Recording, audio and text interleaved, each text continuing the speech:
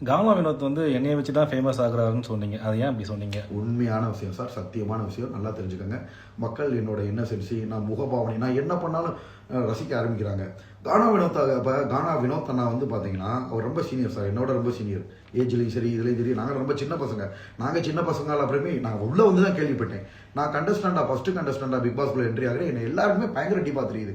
ஆனால் பட் கானா வினோத் யாருக்குமே தெரியல. ஆதரையே சொல்ல என்ன சொல்லுச்சு, திவாகரனா நீங்க ஃபோவில் வர்றீங்கன்னு எனக்கு 20 நாளைக்கு முன்னாடியே தெரியும், பிக் பாஸ் வர்றீங்க எல்லாருமே சொல்றாங்க சார், கண்ணியிலேருந்து நான் வர்றது.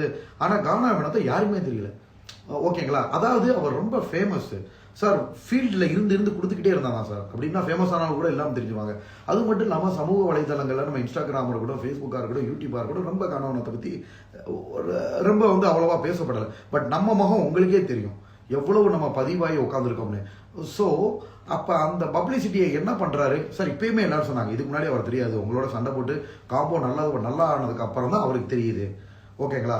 அதை நல்ல வழியில் பயன்படுத்தினா பரவாயில்ல சார். உருவகேலியே அவர் என்ன வார்த்தை சொன்னார்ன்றதை சொல்லலாமா? உருவகேலியில் வேணாம், சரி வேணாம், ஓகேங்களா? உருவகேலியில் ரொம்ப கடுமையான வார்த்தைகள். சோவை நல்லா பாருங்க.